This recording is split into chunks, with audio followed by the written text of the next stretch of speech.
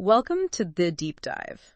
Today, we're plunging into a topic that, honestly, sounds like something ripped from a futuristic thriller. It does, doesn't it? But the chilling reality is it's a very real challenge knocking on our door right now. Imagine, just for a second, a hidden threat capable of unraveling all your digital secrets. Every encrypted email, every secure banking transaction, every single piece of sensitive data you've ever sent, suddenly exposed. Yeah, it's a big one. This isn't science fiction anymore. It's a challenge we need to face, in the very near tomorrow. Indeed. We're taking a deep dive today into the fascinating and, frankly, pretty critical world of quantum computing. Right. And specifically, its profound kind of dual impact on cybersecurity. Because while this emerging technology promises incredible breakthroughs, it could revolutionize medicine, materials, science, you name it. Huge potential. Huge. But it simultaneously poses, an existential threat to the very foundations of our digital security encryption. So it's a double-edged sword. Exactly. It's this paradox of progress where the same innovation that offers immense power also introduces unprecedented vulnerability. That's a powerful and, slightly unsettling way to put it.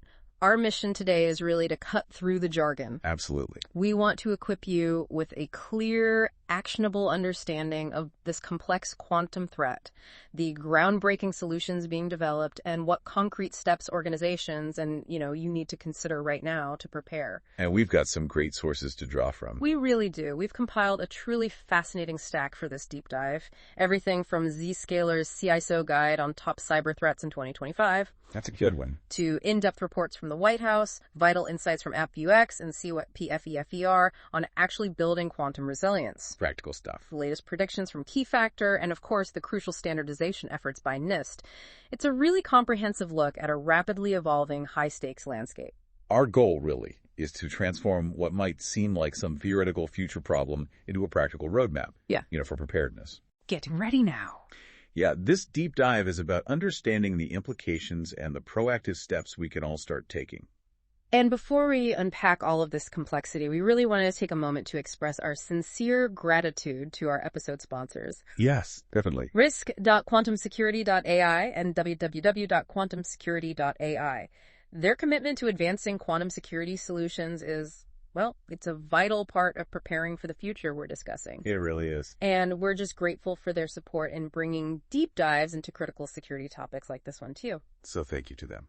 Okay, so let's jump right in. Let's confront this elephant in the digital room. Let's do it. When we talk about the quantum threat, it really boils down to one core concept: the sheer, almost unimaginable power of quantum computing. Right. Can you help us understand what makes this quantum leap in computing so different from what we, use every day? And why does it put our current encryption at such grave risk? Okay, so what's truly fascinating here is how fundamentally different quantum computers are from the classical machines we rely on daily. Your laptop, your phone, all the servers running the internet. Totally different architecture. Completely. Instead of relying on bits that exist in a single definitive state, either a 0 or a 1. The binary we all know. Right. Quantum computers leverage quantum bits, or qubits. And these qubits, they could exist in a superposition of both 0 and 1 simultaneously. Both at once. Both at once. And when you link multiple quips through this phenomenon called entanglement, they can perform calculations on a massive scale, in parallel, exploring countless possibilities all at the same time. Wow. It's not just a faster classical computer, it's a completely different computational paradigm, a whole new way of processing information. That's a powerful concept, this paradigm shift in computational power. Are there any, really mind-boggling real-world examples that illustrate just how different quantum computing is? Oh, absolutely. One that always comes to mind is Google's Sycamore processor. I remember reading about that.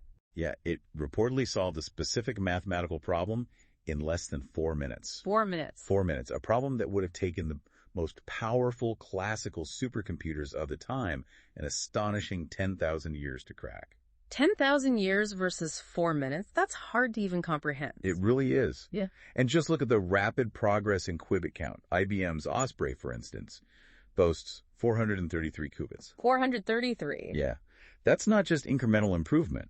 It hints at an exponentially higher problem-solving speed and potential compared to where we were just a few years ago. Each new qubit essentially doubles the computational space, leading to truly immense capabilities. And this enormous computational power, you're saying, directly impacts the vulnerability of our current cryptographic system. Directly, yes. For our listeners, maybe just a quick refresher. What is public key cryptography, and why do these quantum breakthroughs pose such a direct threat to it? Certainly. So public key cryptographic algorithms are, well, they're the very backbone of our modern digital security. Everything relies on them. Pretty much. These are the ones that rely on a pair of mathematically linked keys. One public, which you can share freely for encryption, and one private, which you must keep secret for decryption. Like a mailbox. Anyone can drop a letter in, but only you have the key to open it. That's a great analogy. And systems like RSA, DSA, ECC, and Diffie-Hellman secure virtually everything we do online. Your online banking, e-commerce transactions, secure VPNs, digital signatures that verify identities. All of it. All of it. They all rely on mathematical problems that are incredibly difficult for even the most powerful classical computers to solve in any reasonable time frame. For example, RSA relies on the difficulty of factoring very large numbers into their prime components. So for today's supercomputers, cracking one of these public key systems is like being asked to find the two specific grains of sand that make up a particular beach. Maybe not quite that hard, but directionally right. It's computationally infeasible today. But for a quantum computer, using an algorithm like Shor's, it's just like simple arithmetic. Is that fair? You've basically hit the nail on the head. Yeah. A large-scale, cryptanalytically relevant quantum computer, what we often call a CRQC, could perform prime number factorization at an incomprehensibly faster rate. Faster rate. Breaking algorithms like RSA within minutes or maybe even seconds. Wow. And this isn't just some abstract academic concern. It's a fundamental threat to our entire digital infrastructure. Because these algorithms are the foundation. They are the foundation of internet security, ensuring the authenticity, confidentiality, and integrity of our data.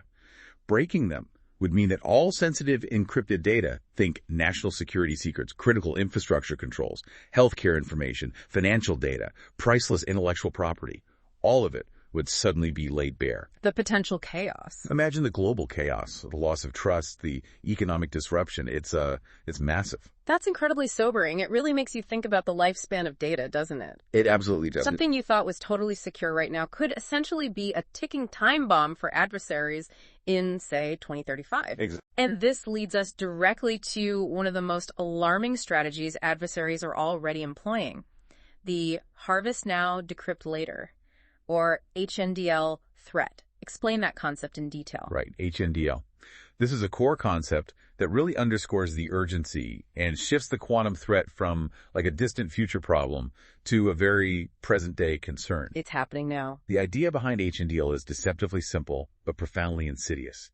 Even though powerful CRQC isn't known to exist yet, malicious actors, particularly well-resourced nation-state adversaries, are already stockpiling encrypted data today. Just vacuuming it up. Pretty much. They intercept and collect this data in bulk, whether it's through network taps, data breaches, insider threats, you name it. They then store it, sometimes for years, patiently awaiting the future quantum breakthroughs that will allow them to decrypt it. Waiting for the key. Waiting for the quantum key, exactly. Once a powerful quantum computer becomes available, all that previously secure data becomes instantly legible.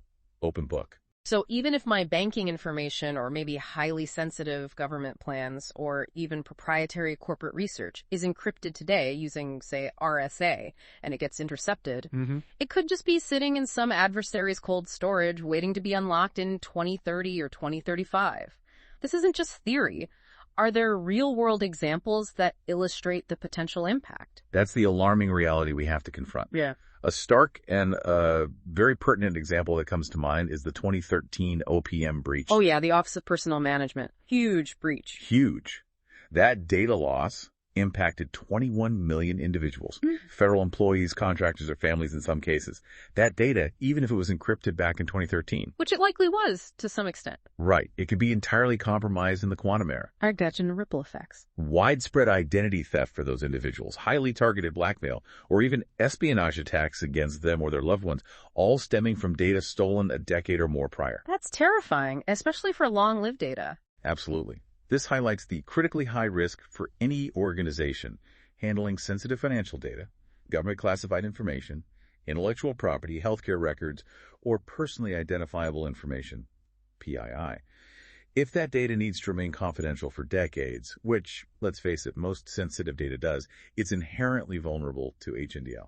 What about our current defenses against this HNDL strategy? We often hear about things like, rotating your encryption keys more frequently, or maybe the sheer volume of encrypted data out there makes it like finding a needle in a haystack. Are those enough to stop a determined HNDL attack? While those mechanisms do exist and they offer some temporary deterrence, they are unfortunately quite limited when faced with a sophisticated long-term HNDL strategy. They're not a silver bullet. Not at all. Rapid key rotation, for instance, might mean a future CRQC could only decrypt small, time-limited segments of data at a time. Okay. But it won't prevent a dedicated adversary from eventually getting to all of it if they've collected enough ciphertext over time. They just piece it together. Exactly. And while the internet is indeed awash in encrypted data, making it hard for an attacker to guess what's valuable, well, an advanced adversary, like a nation-state, can and likely will correctly identify and store the most sensitive, high-value information through sophisticated reconnaissance and targeting. They know what they're looking for. They're not just grabbing everything randomly. No. And lastly, while long-term storage of massive amounts of data is expensive, it's really only a temporary limitation for well-resourced nation-state actors with, virtually unlimited budgets and very long time horizons. So these defenses are more like speed bumps than roadblocks. That's a good way to put it. Ultimately, these traditional defenses are merely temporary deterrents. They are highly unlikely to stop a dedicated advanced adversary over the long term. As outlined in critical documents like National Security Memorandum 10, the only truly effective long-term solution is diligent preparation and a proactive migration to post-quantum cryptography, period. Okay, so if current encryption is truly at risk and this harvest now, decrypt later threat is a real present-day concern, what are we doing about it? This isn't just about individual companies scrambling, right? This has to be a global, coordinated response. It absolutely does. And thankfully it is. At the forefront of this global effort is the National Institute of Standards and Technology, or NIST, here in the U.S. NIST. We hear a lot about them in security. You do. They're leading the charge in developing quantum-resistant algorithms through an incredibly comprehensive and, importantly, open standards development process. Think of them as the orchestrators of a global cryptographic renaissance, trying to get ahead of the threat. A cryptographic renaissance. I like that. That's a huge undertaking, though. When we talk about finding quantum-resistant algorithms, how does an organization like NIST even begin to tackle such a monumental task?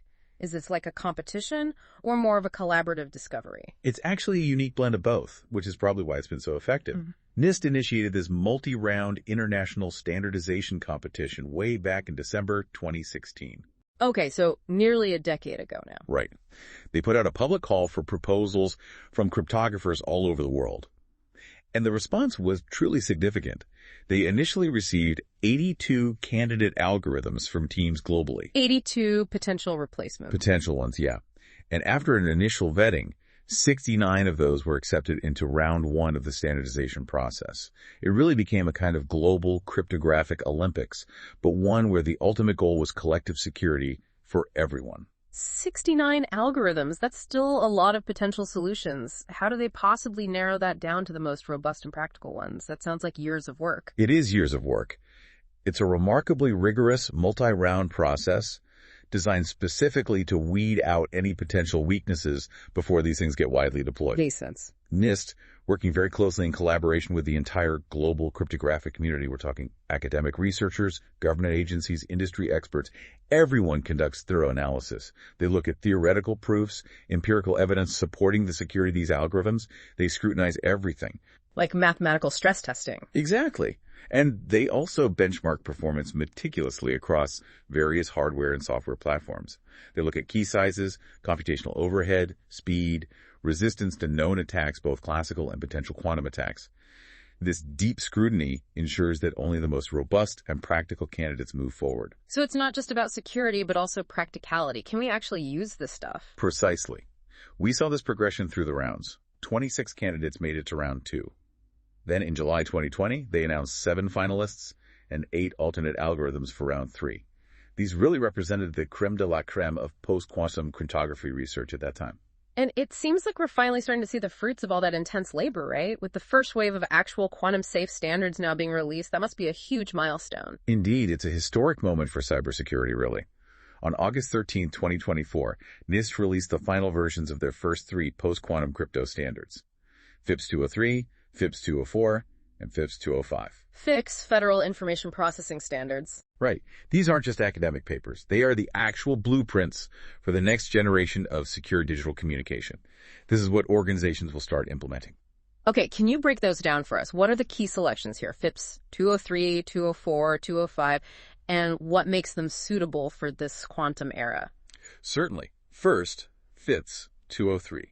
This is now known as ML-Chem. ML-Chem. Stands for Module Lattice-Based Key Encapsulation Mechanism. It's formerly called Crystal's Kyber. You might have heard that name. Oh, okay. Kyber? Yeah.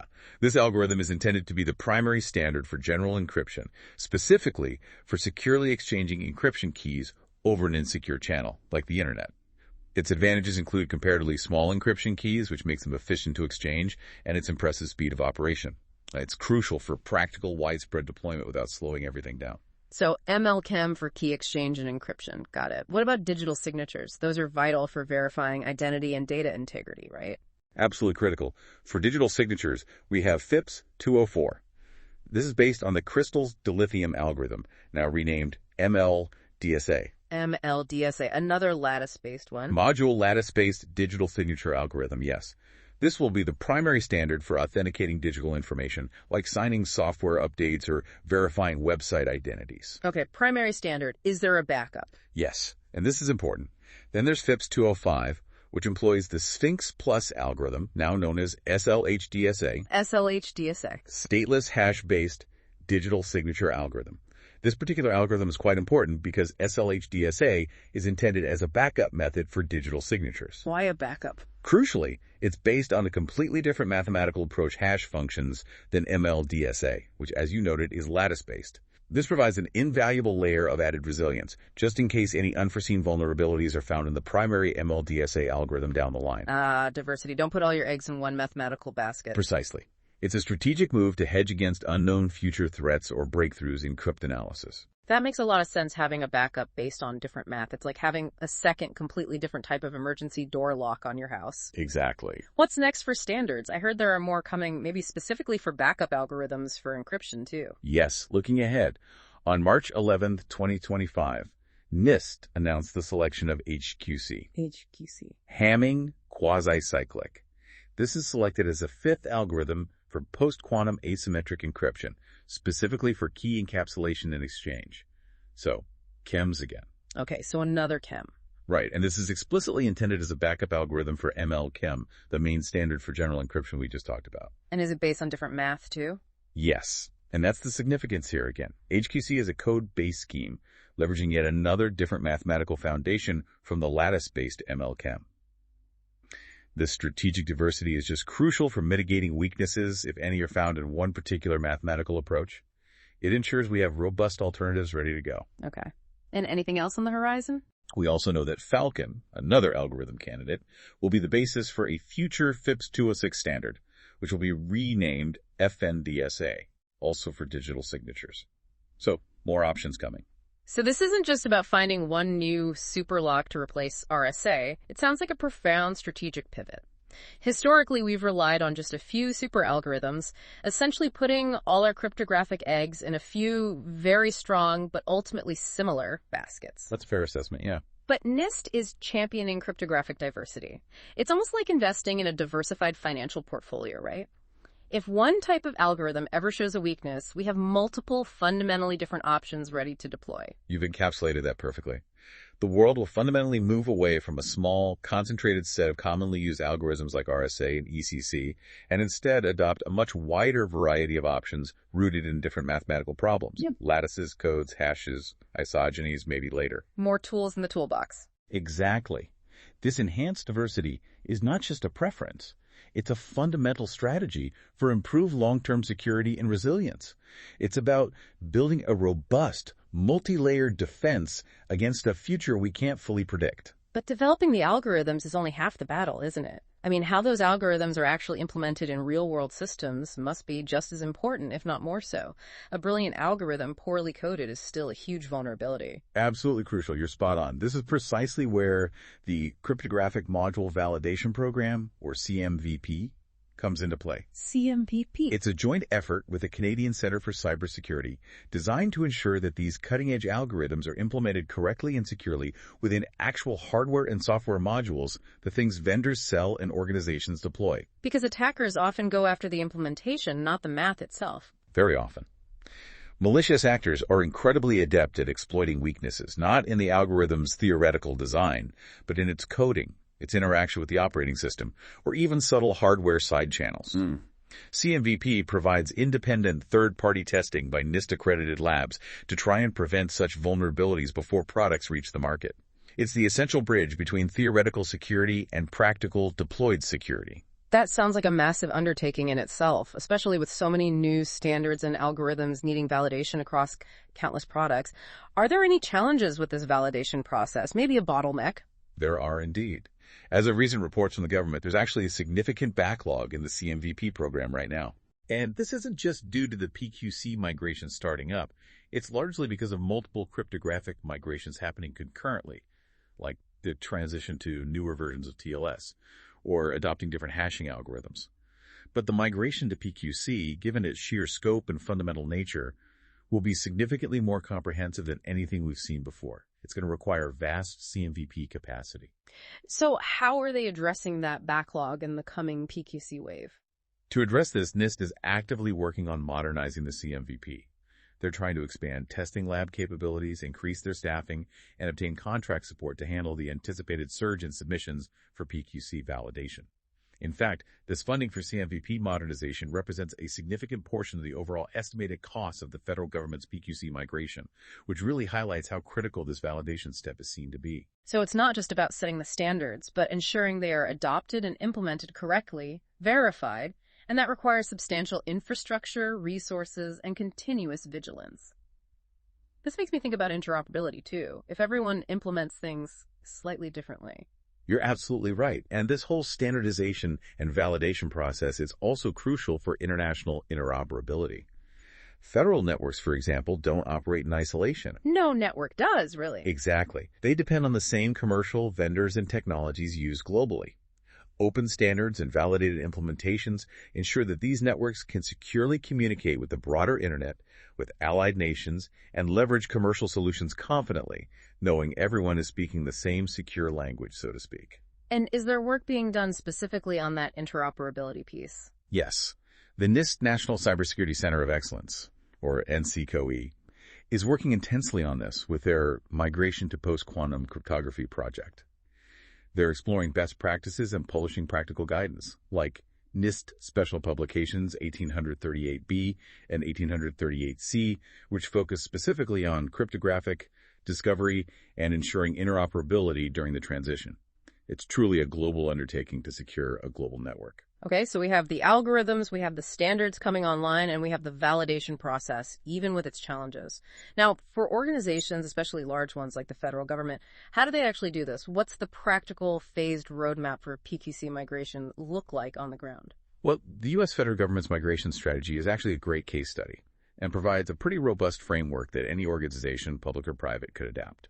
It's driven by mandates like the Quantum Computing Cybersecurity Preparedness Act and National Security Memorandum 10, NSM 10. Okay. And their approach is built on 4 primary precepts that can really guide anyone, even private sector CISOs, trying to tackle this. 4 precepts. All right. Lay them out for us. What's the first one? The first is the absolute necessity of a comprehensive, and this is key ongoing cryptographic inventory. Know thyself, or know thy crypto. Precisely. You simply cannot migrate what you don't know you have or what you don't fully understand the context of. Agencies and companies, too, need to map out precisely where public key cryptography exists within their sprawling systems to effectively plan and track the migration. And what does that inventory actually include? Is it just looking for SSL/TLS certificate? Oh, it's much broader than that. It includes identifying all certificates, yes, but also tracking individual encryption keys, the specific cryptographic libraries used by applications, the firmware and hardware security modules, HSMs, crypto embedded in legacy systems, even dependencies in third-party software or cloud services. It's a really forensic deep dive into every piece of hardware and software that might be doing crypto. That sounds like a colossal, almost overwhelming task for any large organization. How do they even begin to do that, considering the sheer scale and complexity of modern IT environments? It is indeed a monumental undertaking, and it requires sustained effort, not just a one-off project. While automated discovery solutions are rapidly emerging and can certainly expedite aspects of this, Tools can help. they can help, but they often don't have full visibility across an entire agency network or may not be compatible with all digital systems, especially older, bespoke, or operational technology systems. Therefore, under OMB Memorandum M2302, each federal agency is actually required to perform an annual manual inventory as well. Manual. Wow. Yes, this involves dedicated teams researching every piece of hardware and software, sometimes literally going system by system, application by application, to discover the type of cryptography used and cataloging key attributes if it's quantum vulnerable, like key length algorithm type where it's used. That sounds incredibly labor-intensive. It is. The ubiquitous and deeply embedded nature of public key cryptography means this inventory process is inherently iterative and ongoing. It requires sustained investment well into the future. It's not a one-time audit, it's a continuous evolving effort, almost like maintaining a dynamic map of your entire cryptographic landscape, akin to cataloging every single lock and key in a massive, constantly changing building. Okay, so inventory is precept 1. Yeah. Know what you have continuously. What's the second precept guiding this migration? The second precept really underscores the critical urgency we talked about earlier. Right. The threat of record now decrypt later attacks means that the migration to PQC must start well before CRQC is actually operational. Don't wait for the starting gun. Exactly. As we discussed, data encrypted with current algorithms can be intercepted and stored today, waiting for future decryption. Even if data is just transiting internal private networks, modern zero-trust policies often mandate encryption for that traffic too, and that data is also potentially vulnerable to HNDL if intercepted internally or by a persistent threat. So the clock is already ticking on data being harvested now. The clock is ticking. Acting now is crucial, not waiting for the quantum computer to arrive, because by then it will simply be too late for any data that was previously exfiltrated and stored. Right, you can't retroactively protect harvested data. Okay, makes sense. Urgency is number 2. And the third precept, how do you, eat this elephant one bite at a time? The third is the strategic prioritization of systems and data. Migrating all public key cryptography to PQC is going to be a multi-year, highly complex endeavor for any large enterprise. It's definitely not as simple as just flipping a switch. Why not? Can't you just patch everything? Well, largely because of deep interoperability concerns. Imagine you migrate one critical system to use PQC algorithms, but another system it needs to talk to hasn't been migrated yet. They can't communicate. They won't be able to establish a secure connection. They can't perform the cryptographic handshake. This could cause significant operational impacts, especially since many systems are configured to fail secure, meaning they'll just shut down the connection if the cryptography doesn't work perfectly. Ah, so you could break things just by upgrading one part? You absolutely could. So you can't just migrate everything all at once in a big bang. There needs to be a very deliberate, surgical, phased plan. How do you prioritize then? What goes first? Exactly. Agencies are prioritizing their most sensitive systems and data sets first, focusing resources where the risk is highest and the data lifespan is longest.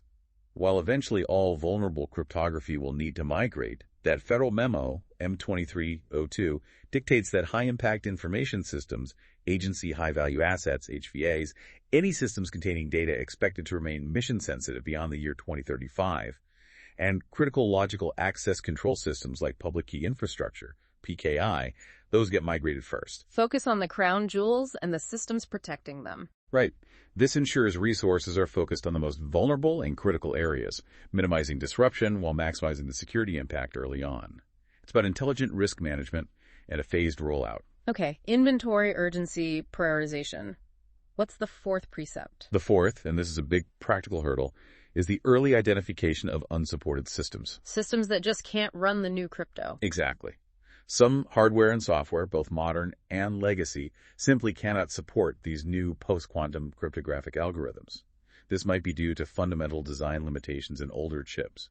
insufficient processing speed to handle the more complex math, not enough memory, or even bandwidth limitations, as some PQC algorithms have larger key or signature sizes. And replacing those systems sounds expensive and time-consuming. Immensely. It often requires not just capital investment, but complex logistical planning, integration testing, and managing the transition to avoid disrupting critical operations. And here's the kicker. One single unsupported system, maybe an old embedded controller or a legacy mainframe interface, could potentially prevent an entire cluster of interconnected systems or even a whole agency mission function from fully migrating due to those interoperability issues we just discussed. A single weak link breaks the chain. Precisely. So agencies must identify these problematic systems as early as possible, integrate their replacement or modernization into their broader IT and budget timelines, and crucially begin testing PQC implementations as soon as possible. The guidance even encourages testing in production environments, naturally with appropriate monitoring and safeguards in place. Get hands-on experience early. Yes. The goal is to discover these limitations and integration challenges in a controlled manner, long before they become catastrophic blockers to the overall migration deadline. Okay, that federal blueprint, inventory, urgency, prioritization, finding blockers sounds like a massive undertaking, but clearly a necessary one.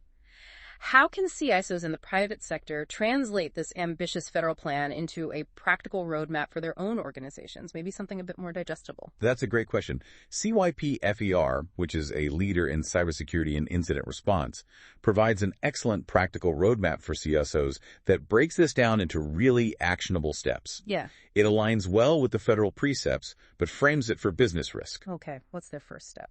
The first is to conduct a truly comprehensive post-quantum risk assessment. And they stress this needs to go far beyond just the technical audits by the IT or security teams. More than just scanning for algorithms. Much more.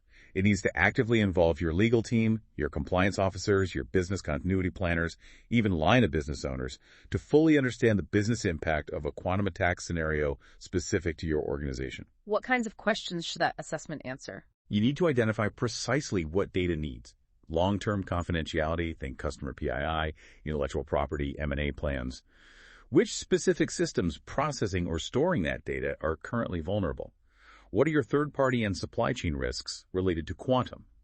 And what are your current infrastructure's limitations in terms of crypto agility? How easily can you actually swap out algorithms if needed? It's really an enterprise-wide reckoning with this future risk. So step one is getting that holistic, business-focused view of the risk. It's not just an IT problem. What comes after this foundational assessment? Step two, according to CYP-FER, is to integrate post-quantum planning directly into your existing incident response, IR, and business continuity, BDCP programs. Don't create a separate PQC silo. Exactly. Quantum risk shouldn't be treated as some isolated exotic concern handled by a niche team. Your existing IR plan should explicitly account for scenarios where long encrypted data is suddenly decrypted by adversaries. What are the steps to contain that damage? How do you notify affected parties when data breached years ago suddenly becomes usable? That's a tough scenario to plan for. It is. And your business continuity plans need to cover the potential fallout, reputational damage, legal liabilities, operational disruptions from such an event, ensuring your organization can actually continue to function. This means updating your response playbooks, assigning clear ownership for quantum-related incidents, and ideally, running drills based on these updated plans. That's a smart way to avoid creating new, isolated silos for this emergent threat. It leverages existing processes. And how do you get leadership, especially the board, on board and supportive for something that is so long-term and requires such significant investment? That leads directly to CIPFER's Step 3, aligning with board reporting, compliance frameworks, and strategic risk governance. Bringing it up to the enterprise risk level. Precisely. Quantum risk is fundamentally a matter of long-term trust, potential legal liability, and core corporate responsibility. Boards are increasingly asking about emerging technological risks, so quantum preparation must be treated as a core component of enterprise risk management, ERM. What does that look like in practice? Well, it involves identifying potential material risks related to quantum for your regulatory disclosures, like SEC filings. It means thoroughly reviewing your data retention policies. How long are you keeping sensitive encrypted data? And is that time frame longer than your PQC migration timeline? You need to update compliance reports to reflect progress towards new PQC standards. And, critically, ensure your cyber insurance policies and key vendor contracts explicitly account for these new cryptographic standards and responsibilities. Getting it documented and tracked formally. Yes. A well-informed board, understanding this as a strategic imperative, not just a technical expense, is absolutely critical for securing the necessary long-term resources and sustained investment required for a successful migration. Okay, risk assessment. Integrate into IRBCP, align with the board. What's the final step in CYPFER's roadmap? How do you really test if your plans and your people are ready for a real quantum attack scenario? Step 4 is to use tabletop exercises to actively simulate the impact of a quantum-era data breach or system failure. Wargaming it. Essentially, yes. But these aren't just technical drills for the IT team. They should be scenario-based simulations involving executive leadership, legal counsel, technical teams, communications PR, maybe even key business units. Get everyone in the room. Exactly. These exercises help uncover blind spots in your plans, test communication protocols under pressure, identify resource gaps, and build confidence and muscle memory across these diverse teams. It allows organizations to stress test their playbooks against how sophisticated threat actors are likely preparing today, ensuring your response strategies are practical and realistic, not just theoretical documents sitting on a shelf. What kinds of scenarios? It helped answer critical questions like, what happens if our entire PKI certificate authority is suddenly compromised by a quantum attack? Or, how do we manage the communications around a breach involving sensitive customer data that was encrypted years ago but is now suddenly exposed and being exploited? These exercises make the threat real and force practical preparation. So it sounds like a phased approach is really key here, right? You don't have to boil the ocean tomorrow. It's a journey. Precisely. And CKPFER outlines a clear phased approach to help manage this complex transition over time. Okay, near term. In the near term, the focus should be on conducting that initial, comprehensive risk assessment, starting the cryptographic asset inventory, engaging your legal and compliance teams early to understand the specific implications for your business, and beginning internal education and awareness campaigns across your organization, laying the groundwork. Makes sense. Midterm. For the midterm, the goals shift towards updating those incident response and business continuity plans we talked about, starting to pilot some of the new quantum-resistant algorithms in non-critical systems to gain practical experience and identify integration challenges, engaging your board with regular updates on progress, risks, and resource needs, and initiating reviews of your key vendors and supply chain partners to understand their quantum readiness. Checking your ecosystem. Exactly.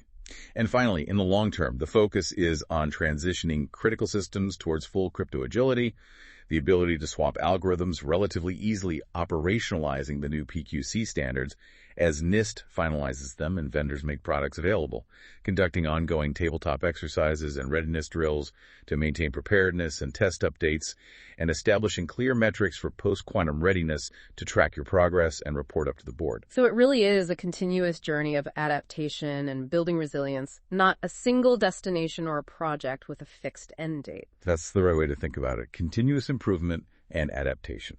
A journey that clearly has a significant price tag attached, as we touched on with the CMVP funding. Let's talk more about the economics of this. What's the projected cost for this massive transition, especially for something as large as the federal government? Give us those numbers again. Right. The federal government has made some initial projections, and they are indeed substantial, really giving us a sense of the scale involved for large organizations. The official estimate for the total government-wide cost to migrate prioritized systems, just the high-priority ones to PQC between 2025 and 2035, is approximately $7.1 billion. $7.1 billion. In 2024 dollars, yes. And it's important to remember, this projection is specifically for non-national security systems. The Department of Defense and other national security agencies are developing their own separate cost estimates, which will likely add considerably to this overall figure. Wow, $7.1 billion just for the civilian side's priority systems. That's a staggering number. What exactly drives those kinds of costs? Where does all that money actually go beyond just, buying some new software licenses? The cost drivers are truly multifaceted, touching almost every part of an organization's digital spine. First, there's that immense task of assessment and inventory we discussed, just figuring out what you have. Imagine mapping every single lock, key, and digital handshake across a sprawling global enterprise. It's a forensic deep dive requiring significant person hours and specialized tools. The inventory alone is huge. Huge. Then come the essential software and hardware upgrades, updating cryptographic libraries and custom applications, patching operating systems, upgrading firmware on network devices, potentially replacing VPN concentrators, firewalls, HSMs to support the new algorithms. This often means buying new PQC-compatible equipment. Hardware refresh cycles accelerated. Often, yes. Next, there's the substantial cost of retraining staff, essentially upskilling an entire IT and security workforce in a whole new cryptographic paradigm. They need to understand the new algorithms, implementation best practices, new tools, new risks. Human capital investment. Definitely. Then you have the rigorous compliance and certification processes, like getting products through CMDP validation, which costs money for testing labs, and the exhaustive internal testing and validation of new cryptographic implementations to ensure they are secure and don't break existing business processes. Verification and validation. Right. And perhaps the most daunting cost driver, the real iceberg below the surface, is the cost to completely replace those systems where the cryptography is so deeply embedded in old hardware or firmware that it simply cannot be updated or patched. The unsupported systems we talked about? Exactly. This isn't just a software patch in those cases. It's often a complete rip and replace of critical infrastructure, sometimes including operational technology or legacy systems. That requires substantial capital investment and meticulous planning to avoid disrupting critical operations during the cutover. That's a major cost driver in the federal estimate. So it's not just upgrading software, it's potentially replacing entire pieces of core infrastructure and retraining entire teams. Given that complexity and scale, are there tools available to help organizations even begin to budget for something this immense and long-term? Yes. Thankfully, tools are emerging to help with this. Things like the Migration Budget Calculator for PQC, developed based on federal experience, are designed precisely for this purpose. How do they work? They help organizations estimate potential costs by breaking down the different phases and activities: inventory, testing, remediation, replacement. They help identify specific cost drivers unique to their environment based on inputs about their systems and complexity.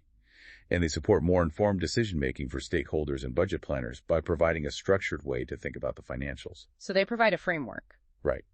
These tools can highlight areas likely to incur the greatest expense and help allocate resources more effectively. However, and this is a big caveat, the accuracy of these tools heavily depends on the quality and comprehensiveness of the data inputs from the organization itself. Garbage in, garbage out. Exactly. The more thorough your initial inventory and assessment, the more realistic your cost projection from these tools will be. And what happens if an organization gets that budget wrong? If they underestimate the cost or complexity, are there significant risks beyond just running out of money for the project? Absolutely. Underestimating the PQC migration budget isn't just a financial problem. It can lead to significant project delays, create dangerous new security gaps as migrations stall halfway, and potentially result in severe compliance violations down the road. What kind of risks specifically? The risks are substantial.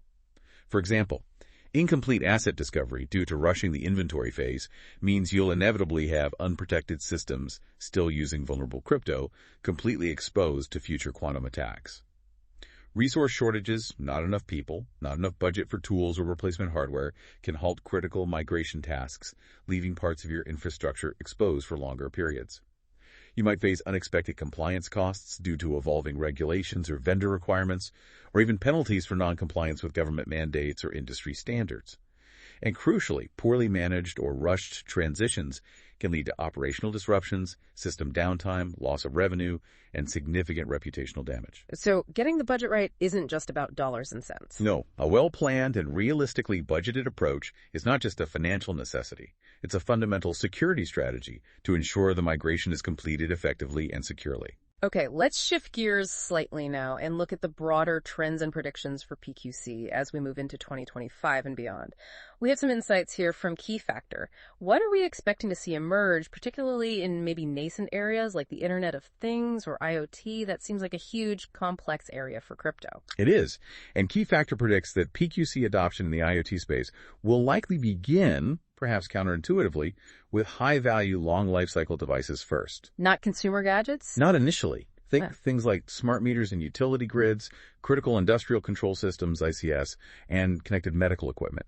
These will likely see PQC adoption before it expands widely to high-volume consumer devices like your home router or smart speakers. Why start there? What makes those industries better positioned? There are a few reasons. First, IoT devices in critical infrastructure or healthcare are often designed with longer life cycles in mind, and sometimes include more robust hardware capable of handling the potentially more resource-intensive PQC algorithms.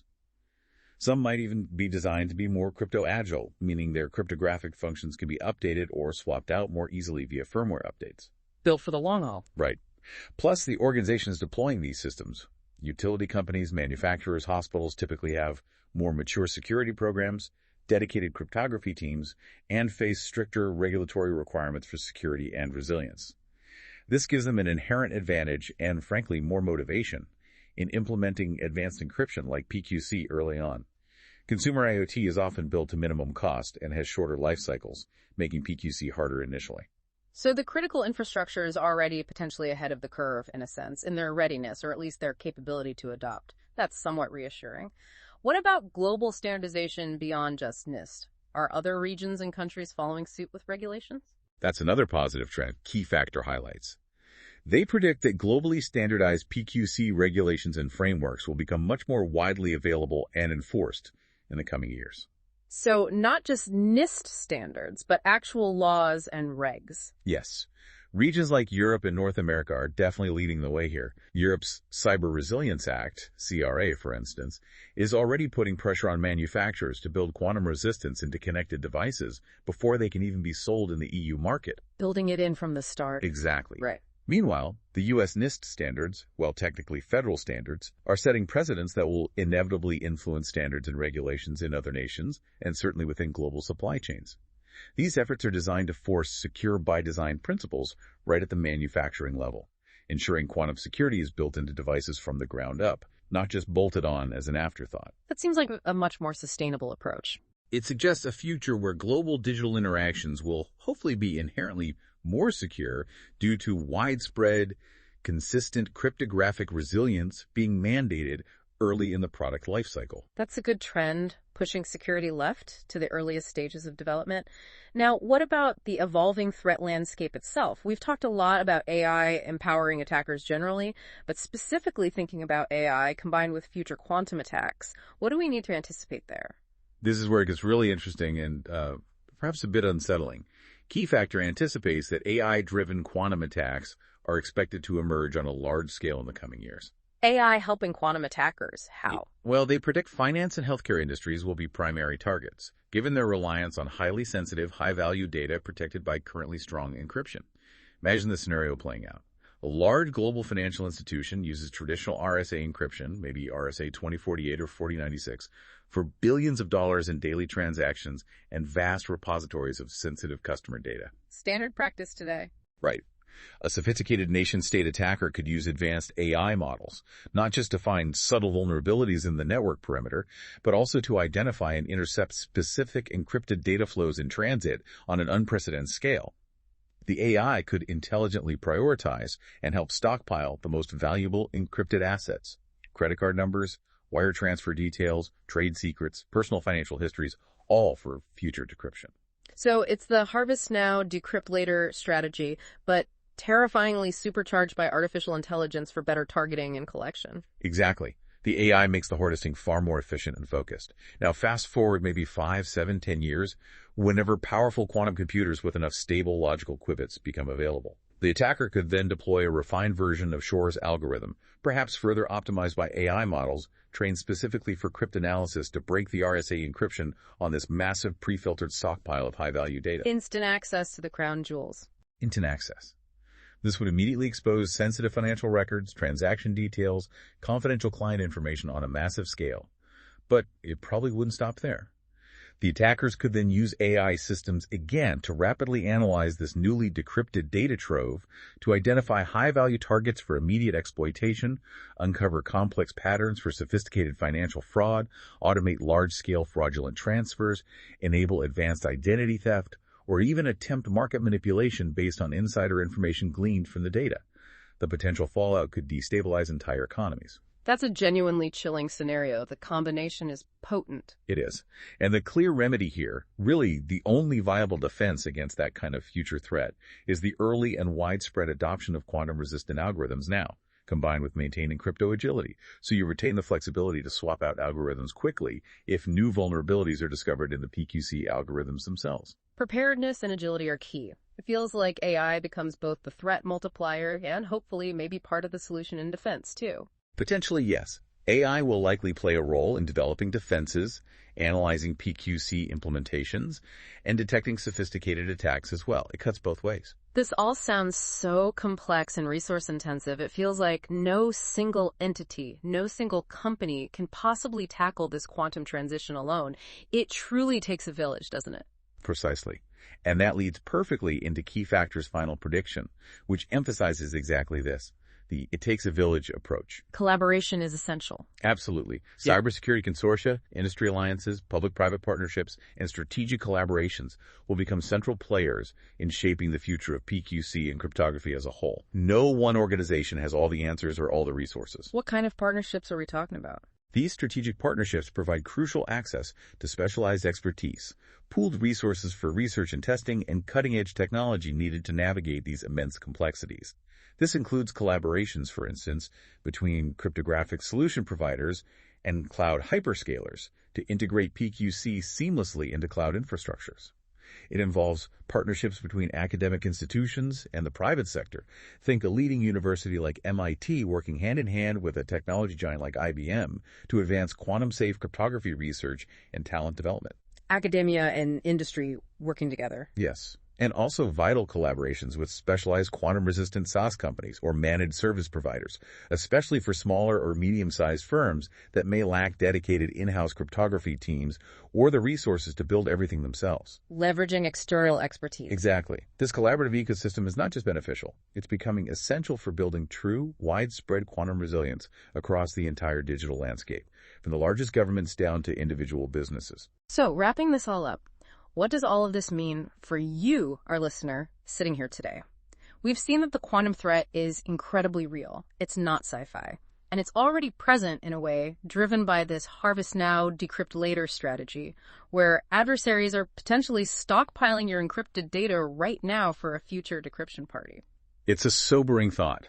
But the good news, and there is significant good news here, is that global efforts, spearheaded by NIST, are already yielding standardized, robust, quantum-resistant algorithms. We have the first ones finalized, with more on the way.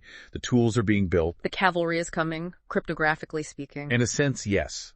But this transition isn't just about swapping out the algorithms themselves. We've seen it's about implementing a comprehensive phased migration strategy for every single organization that relies on encryption, which is basically everyone. This involves that robust and ongoing inventorying of all cryptographic assets, careful prioritization of systems and data based on risk and sensitivity, thorough readiness planning including incident response and business continuity, and making the case for significant sustained investment.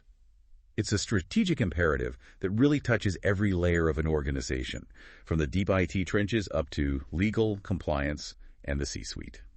The transition to post-quantum cryptography, then, it isn't a single event like Y2K was, maybe. It's more like an ongoing journey toward true, sustainable cyber resilience. That's exactly right. It requires continuous adaptation, continuous investment in technology and people, and a deeply proactive mindset, not a reactive one. So let me leave you with a final provocative thought to mull over. What data are you or your organization holding today that, if it were decrypted in 2035 or 2040, would still pose a significant risk? How long does your most sensitive data really need to remain confidential? A crucial question. And perhaps more importantly, based on that answer, how can you start preparing for that quantum future today? This deep dive really underscores that PQC preparedness isn't just another technical task on the IT checklist. It's a fundamental strategic imperative for all organizations that value their digital security, their customer trust, and their long-term viability in an increasingly complex world. A critical question for our digital future indeed. Couldn't agree more. And before we sign off, we want to once again extend our sincere gratitude to our episode sponsors, risk.quantumsecurity.ai and www.quantumsecurity.ai. Yes, thank you. Their vital support makes these deep dives possible, and their focus on developing practical quantum security solutions is directly aligned with the critical needs and challenges we've discussed today. Absolutely. So thank you again to them, and thank you for joining us on this deep dive into the quantum threat. We hope this exploration has given you some new insights and perhaps a clearer path forward in understanding and preparing for the quantum era. Until next time, stay curious and stay secure.